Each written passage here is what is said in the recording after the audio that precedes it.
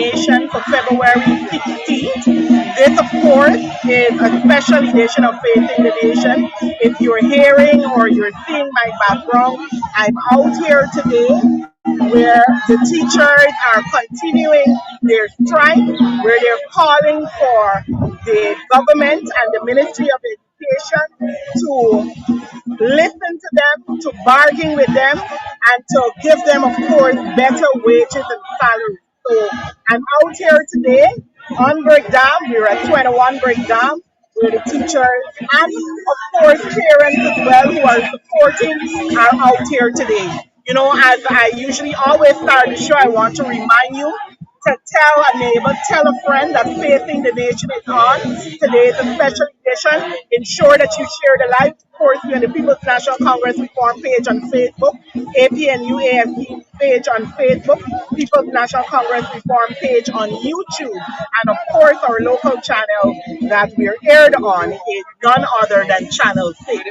So come on, quickly tell a neighbor, tell a friend that we're here. We're on Main Street and we're observing the strike action. I don't know if my cameraman can give a view of what's happening in the meantime, what you're seeing in the background. You have teachers, you have teachers, parents who are supporting the strike on both sides of the road. Of course, you're also seeing some prominent figures in the crowd as well. And they're all here to support the struggle today of the teachers. Today should have, or maybe, I'm not sure, we're going to have some conversations with some teachers today, but it was scheduled to be the last day of the teacher strike. But we'll talk to the teachers and we'll see what is the plan come Monday. With me here, I want to start off by talking to one of the teachers who are out here. And good day. Would you like to start by telling us your name and where you're from? My name is Robinson George. I'm a graduate in master at Marrow Primary School in Region 7. I was seconded at Mitram Primary and then came here to apply at a secondment here in Georgia. However, it's still a process, so I have a school presently. However, I am here to contribute to the GTU. Get your program and represent some part of them. All right. So basically, you're from region number 7. You're here supporting the strike. Your placard says "Time for gas done." What is you're out here? We understand that you're here. Why exactly are you out here? What do you feel? You know the cause for you standing here with the GTU and the other teachers on this strike. Yeah, the GTO, they have been trying to work or negotiate on behalf of the teachers for the past 3+ years. I understand, and nothing is coming out of that, and we can't be waiting on that any longer. And as my Your placard. demonstration here says, Time for time for gas gap done. done. We can't we always go wait for done. Now it's time for action by the teachers. So all those things that we are passing through, one would be financial or the monetary side. Mhm. Because where I'm living, it's very costly. A bag of Caribbean rice is $10,000, Mhm. 8,000 someplace. One pack of milk, corn leaf milk, is $3,000. That's the last one that I work on. So we have to bring this to the attention of the relevant authority, like the government or the education minister. Like to my understanding, they knows about it, Mhm. but they don't want to act and come all the teachers, especially in the hinterland, where they can have a livable wage. You understand? Presently, I would say, due to those things, that I don't have no savings present. No savings. Now I am here now. The monetary side or the financial side, I'm saying rent, water, transportation, electricity takes my salary home. So I don't have no plus the transportation for my children to go. I have two children right studying to go in and out. So it's affecting us. And so the government has to listen to us. I'm saying we don't want this thing to go any longer. If they cannot listen, then I would still support continue. So basically, what you're saying, I know we've heard a lot of talk about basically trying to make it a political thing and say, oh, it's politics, that. But what I've heard you explain is it's a bread and butter for Yeah, this can't be a political thing. How this can be a political thing? It's our is used. Educators is used. They can't say it's a political one. Look over me then. I'm not a party member. I'm not a party member. So, political party member. So what I'm saying, this can't be political.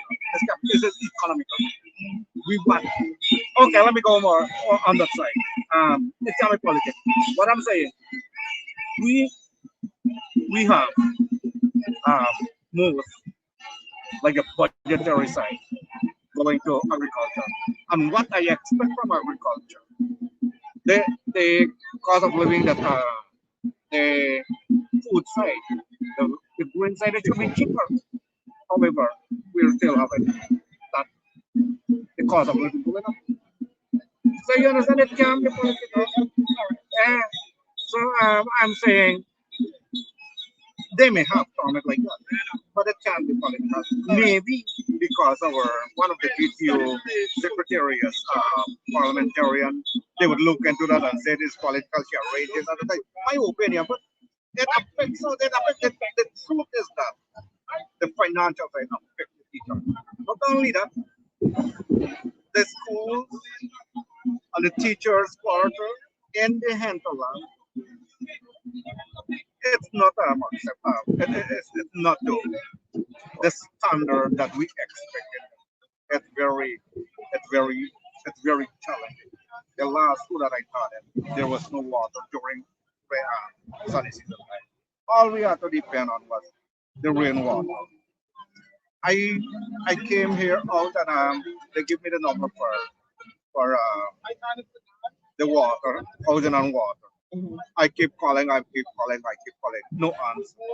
You see, you see those things where leaders, leaders and the government are enjoying air conditioned rooms, drinking water. And you understand? We don't alone suffer. So they can't say that they are doing. Yeah, they're trying, but they are not doing their best. They are not doing their best. thank you very, very much for talking with us today. And we're happy that you're out here doing what you feel is best and we're here to support you. So thank you. But we continue, though, we continue. One there, we continue. All right. So there you were listening to one of the teachers, in fact, the headmaster from in one of the headmasters in region number 7 and talking about the difficulties that they face in those interland regions with different things and the fact that for them this is an economical issue because he is struggling to take care of all the other things that are necessary. I have another teacher with me who is willing to speak up on the issues. It's on.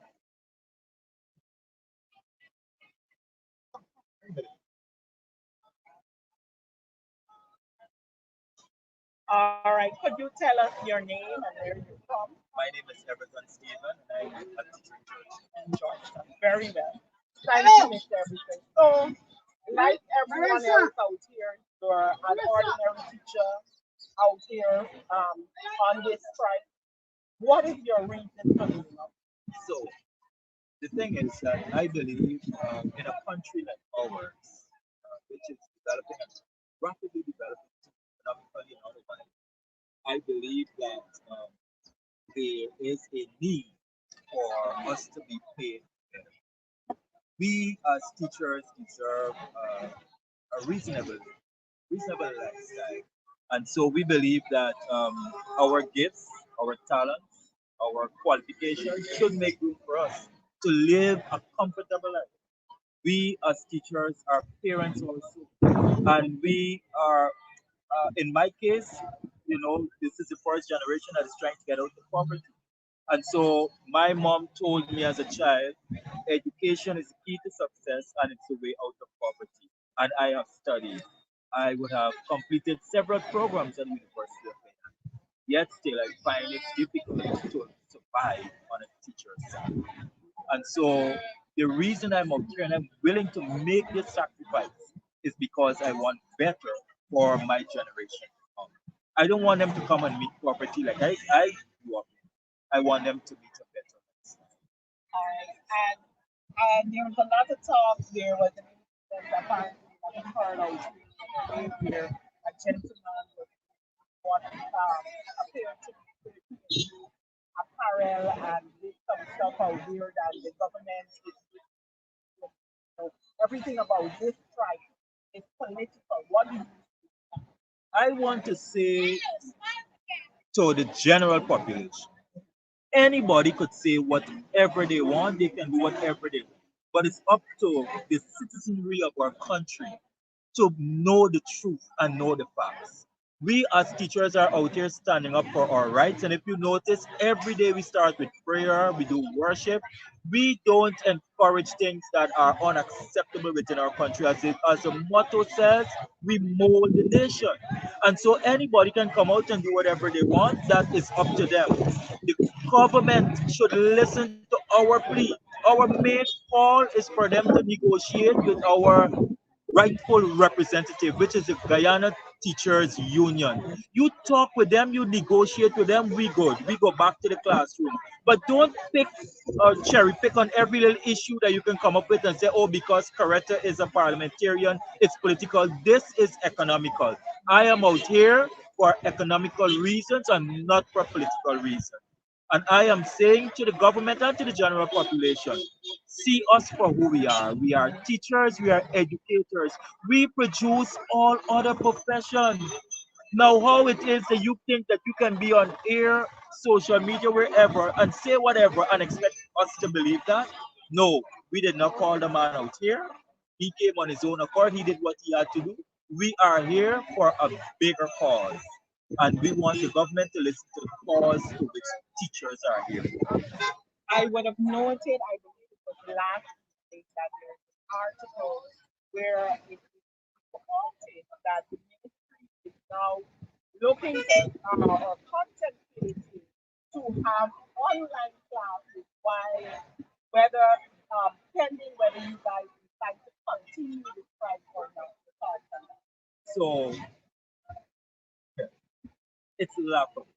Why? Because just recently we would have had the pandemic and we would have had online classes. And when we returned to the classroom, you wouldn't believe that these children were in school before or they were even a part of an online. We had to literally start all over again. And we also had to start with children who, let's say, for example, they were at the ninth grade. We had to go back to like seventh grade so that we can help them to come up back to scratch. And it was a whole lot of interventions that we would have had to do within the classroom to have these children reculturalized to a setting where learning is conducive for them. So if the government chooses to ignore our cry and go to online teaching, I'm saying to them, it will not work. It will not work. I was a part of, in fact, my daughter was in her class one time, and a teacher had to call out the child and said, what are you doing with that knife? Who's at home with you? And all of these things exposes children because when the teacher now will have to manage the home and the classroom, Other persons listening into those class sessions will then know what is happening in a particular home, can carry out investigation and do what they have to do. I'm saying to the government again, and also to the general population, teachers deserve more. We're saying to you, you promise in fact, the government promised 50%. That's your campaign promise. We're not calling for 50. We, at this point in time, we're saying 25. If the government can't make 25, give us something that is workable. Let us come in between. But the government is refusing to talk with our union. And for me, when I assess their modus operandi, it is more than draconian. And this is a word I learned from the vice president. It's more than draconian. They choose to implement what they want and are not allowing us to bring anything to the table. They're bringing stuff to the table and they say you take on people you want. But we who are on the ground know what it is we want. We voice that to our union and we're asking the union to be our case before the government. And they are refusing to act. So you mentioned the vice president again just in his press conference, I believe last week, he stated categorically that the government does not have any more money to give teachers, while bearing in mind that we just passed a national budget, which is at the tune of 1.14 trillion dollars, the largest ever. And also, after passing that budget, they did something else where they went to make amendments to the NRS fund bill, where they are now be able not to take out 25% of a billion or however the it was set up for small amounts to have bigger things. But basically, they went to the parliament and, of course, passed with the one majority to take out of those funds almost all of it, 95% of the funds, so they can take it out of it. What what is your thought like when you hear those things compared to them saying now that we cannot afford to pay teachers more? So several things comes to mind when I think of all that you have just said. One, big budget, small thing. We would have had smaller budgets than this with more significant increases. And I believe firmly that when it is that the government perhaps is ready to call election, they're going to increase salaries by greater numbers. However, that there will now just say to us that they're manipulating us. That when they want our votes or when they want our support, they're going to give to us. But when we deserve what we should have, they're not giving. Okay? Big budget, small pay. Now, in addition to that, going to the NRF and withdrawing and all of that, we're seeing where that money is going to.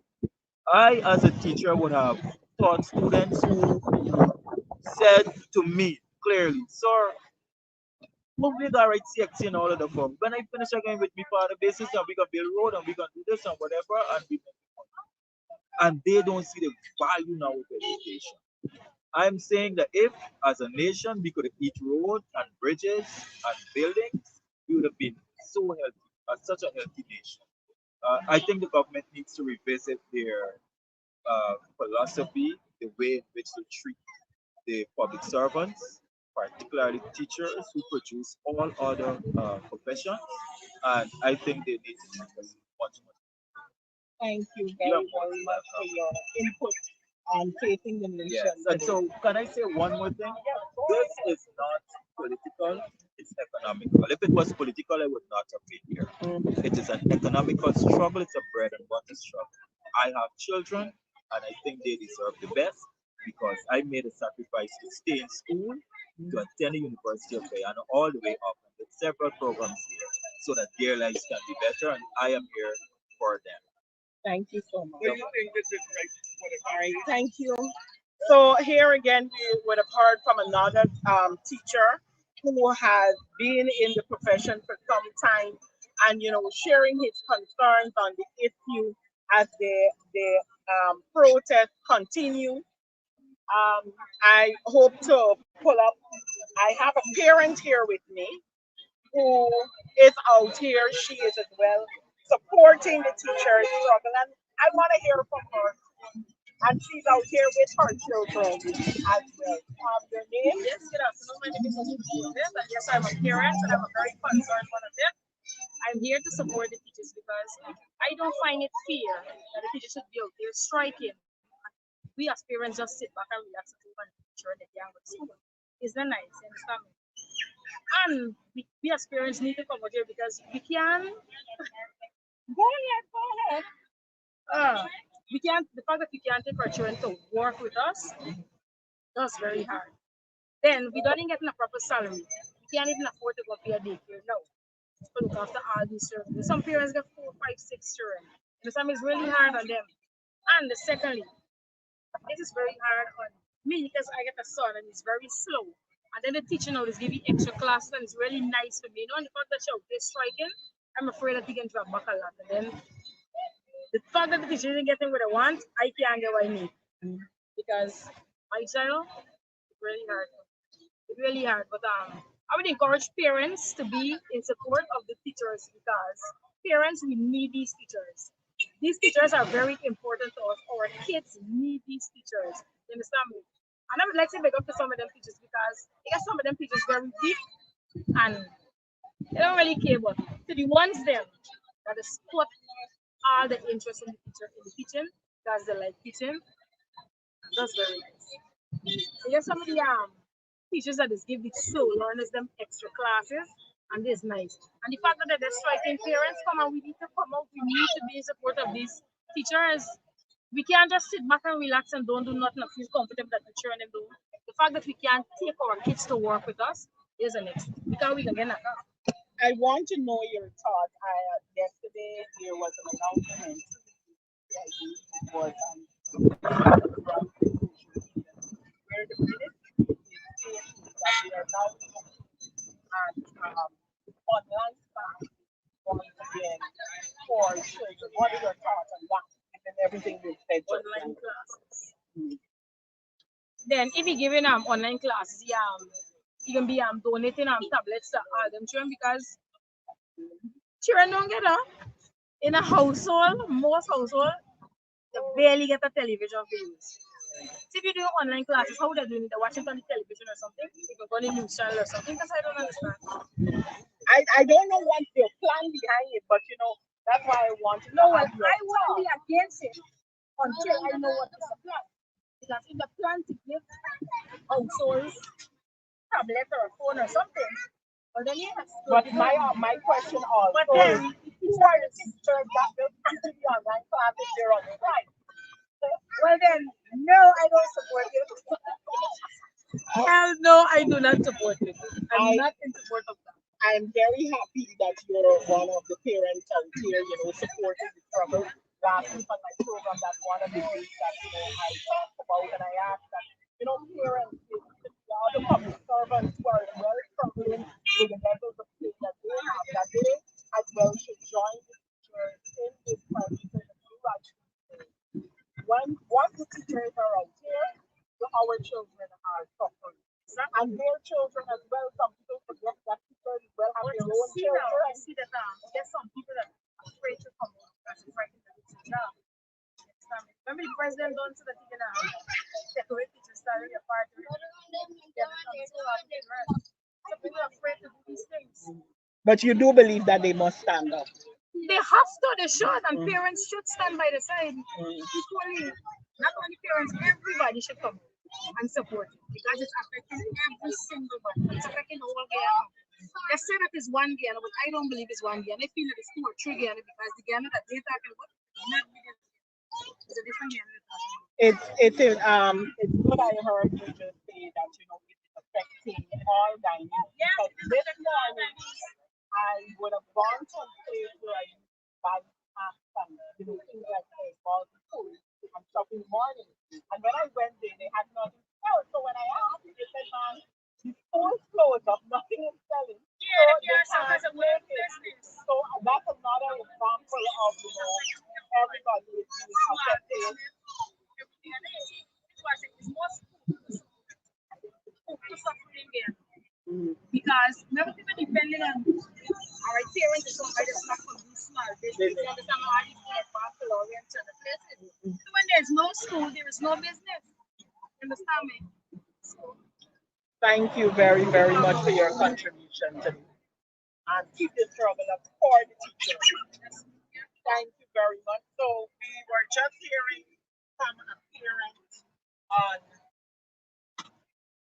a parent who is out here with her children, supporting the teacher strike and giving her opinions on what she believes should be done and what is necessary at this time.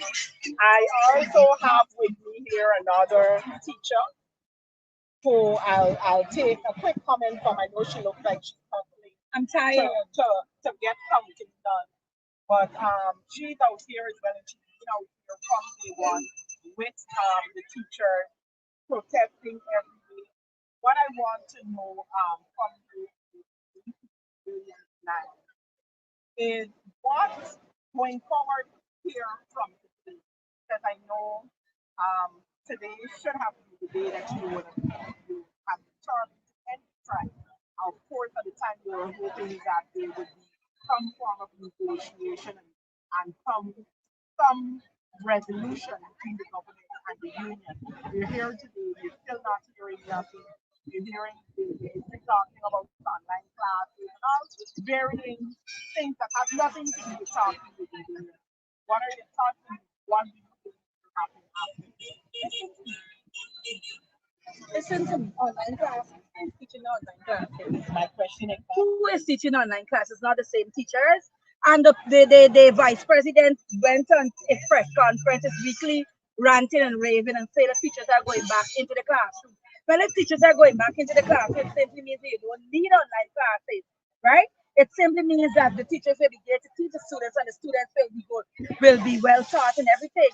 No, the government needs to listen to the teachers, come to the bargaining table, just like they do with Dawu, just like they do with everybody else.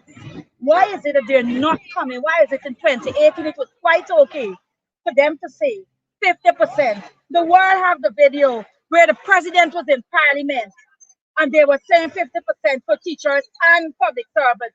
And now it's a different thing. The same general secretary that was there, she called out the teachers and we came out supporting our union.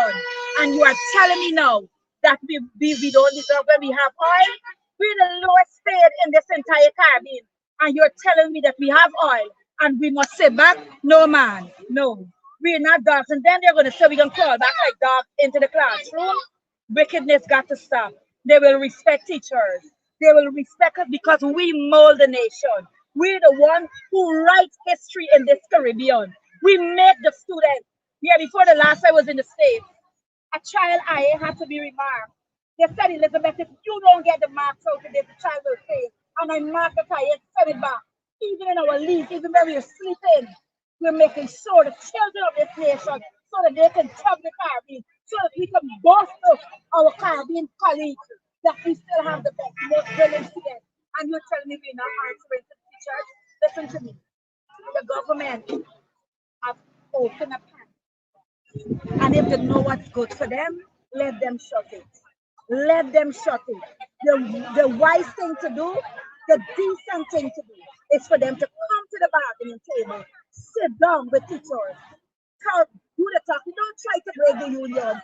The union is what protects teachers. The union is what covers teachers. If we don't have a union, wait thing and happen. Listen, they better come to the bargaining table. I don't want to be out of classroom. I am hurting because I can't face my students. I can't look at them. But not looking at them not gonna fill me pocket. Not gonna fill me pocket. Right? So I'm asking the government to come to the bargaining table, sit with the union, and do the decent thing. Let them put their ego aside and have respect for the nation's molders. God bless this great nation, and God bless the teaching profession. Thank you very much.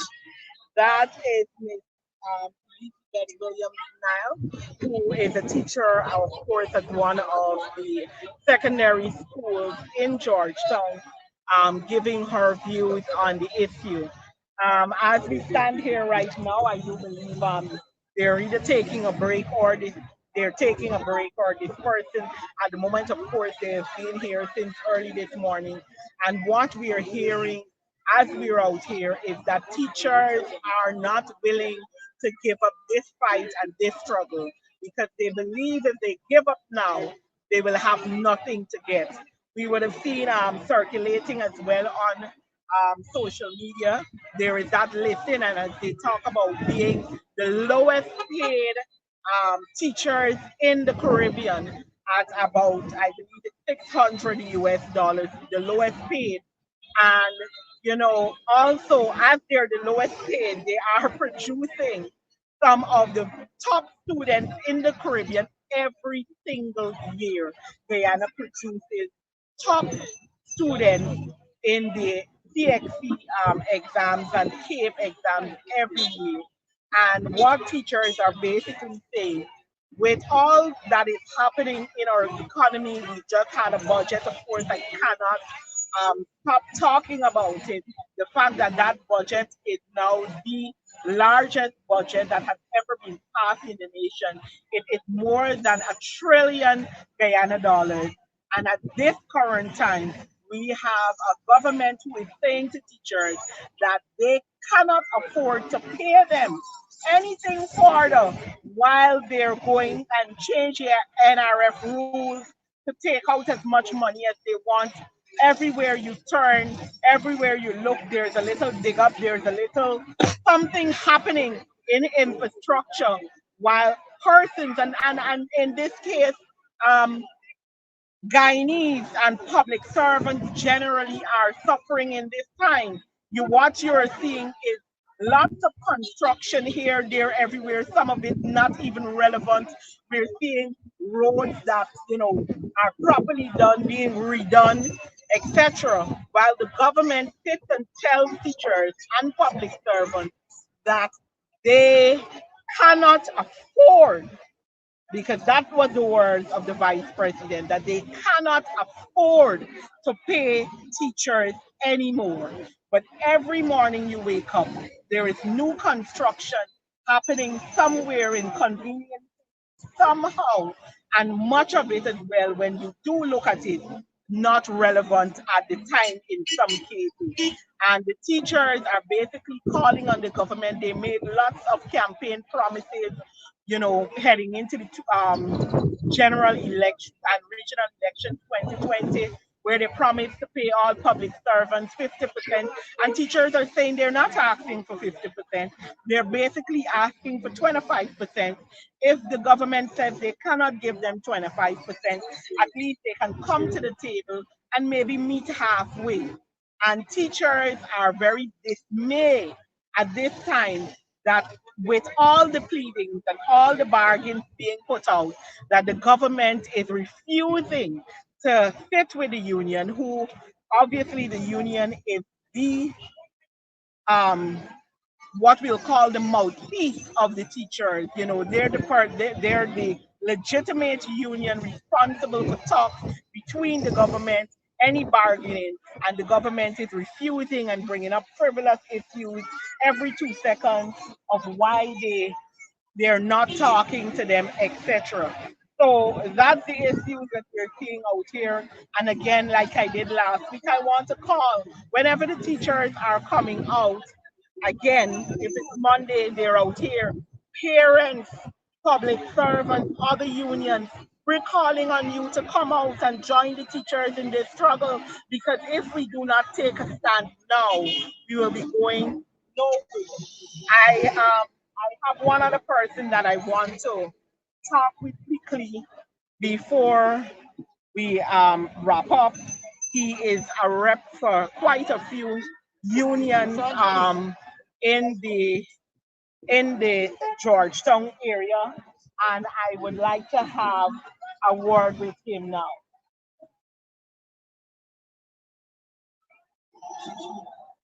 Good afternoon to you, and welcome to Facing the Nation, Special Edition. You have been out here, I believe, not only today, but for a few days with the teachers as they continue their struggle for what they believe is right and for the government to bargain and reason with their union in this regard. You yourself, you're a union rep, with many different unions. Let's talk about that. Why are you out here? Um, well, I'm here because every sane Guyanese also is sympathetic to this cause. You see, Guyana would have signed on to many charters and conventions, and which includes collective bargaining. And when you can just throw back and say that you're not prepared to talk to anybody, it gives an indication of a creeping dictatorship. Because we would have seen it in Germany when Hitler would have touched the Jews, blacks, and many other sectors. When he went to the ruling class, there was nobody there to speak for them. And if we don't stand up now, I would suspect that if the teachers are overrun, they will move to other sectors. And we got to guard against that. All right, so you're out here, of course, supporting what you said there. I want to also have your thought, like we've seen the budget, the largest budget ever the government both of, the growing economy and everything is all well and good in the country. But on the flip side, you hear them saying that they cannot and this is what they said. The vice president said they cannot afford to pay the teachers more. Bearing in mind, we just have this $1.146 trillion budget. Just after passing that budget, they also went ahead to make changes to the NRF bill where they're now committing themselves to take out maybe almost 90% of those funds as well. They did so with their one seat majority. How did you feel about that? The statement about, it is said, I do not see it, and I know a lot of people do not see it, that we want a faster growing economy. How much billions we get in from Exxon Mobil and all these kind of things. This budget is $1 trillion. We don't even have a million persons in this country and a budget of trillion. Where is this money going? What I find is that we are going to experience something that they call a Dutch disease, where there is money, a lot of it around. It is there, whether it is being stolen, when it is being packed somewhere, whereby you'll have a few persons who will enjoy the largest out there. This oil, fine, while the major population will be living below the poverty line. I am saying that they, I don't want to use the word that they're lying, but they're being deceitful. As far as I'm concerned, they're not really interested in how the population of this country lives. And people are saying that this strike it's a strike for wages and salary and of this administration, they put it into political sphere. Because in 2018, all the things that the teacher are asking for now, Vice President Jardine would have said that they must have all these things, and he was very vehement in his expression. So what is it about now? I know that looking from the vendor's perspective, they're not getting sales, and they have bills to pay, they have children to send to school, and basically, how do they survive? That's why I'm saying that this strike is going to trickle down and affect every sector in there. With the minibus union, they are not getting passengers. What is developing now is a kind of hot plating, this war for passengers. Because operational costs to those people, among other things, is not there. If the teachers and public servants, among others, get increases, I mean tangible increases, other sectors, even the minibus persons, can seek to have an increase in transportation costs. So nothing will move until this is finished. And what would be your call to person, looking in on this and, deciding, or other teachers as well who are still going to school, and maybe even the parents, what is the result of the support of what is happening out here as we progress in next week? They need to be out here. Parents, children, teachers, everyone. You cannot die in a country like this easily. You may have to give up some of your luxuries, but you have to think that when you would have won, it is for the generations to come. because it's really sad. And I'm not going to get political, but something has occurred where you have a talented young school child would have been singing so well, but because of what she sang about, they've decided that she's to be. I would say when people do something like that, I will not support the children's with this tomorrow. The children March, because you cannot behave like that and expect us not to be annoyed with actions you take. All right. Is there any last things you want to say as we wrap up today's program on facing? Well, as an executive director, we are in support of all our affiliates and all workers that are affected. And we're saying to the teachers, batten down, hold out, be strong, and you'll get what you want. Thank you very much. All right. So today we've heard from quite a few teachers. We've seen what has been happening out here on Brick Dam. As you see behind me, there is here at 21 Brick Dam. You've heard from ordinary teachers who are out here in the struggle. The mode and the conversation is the same. This is not political. This is an economical issue. This is their bread and butter. They feel underappreciated. They feel disrespected by the current government. And of course, as teachers are out here, they're also calling for the support of other persons, the support of the teacher, students, support of parents, and we have also interrogated some of the trickling issues on this strike actions, where we're hearing about vendors basically having not to prepare things anymore. Of course, transportation is flowing up because children are not going to school, and as much as the Ministry of Education is out there trying to say, oh, this school is open, that school is open. If you take a drive around, at least in Georgetown, you will see what is happening. School doors are almost closed. If any of those doors are open, you basically see very few children. And so this is becoming a concern. And, persons are calling for the government to take the issues that are being brought up by teachers, take it very seriously and address their issues so that this strike can end. Because teachers are saying they don't want to be out here. They have children as well. They miss going to school. They miss teaching their students and doing what is necessary. They don't want to lose money, but they're here because they know this is the only way that they will be able to make a stand for what they believe is right.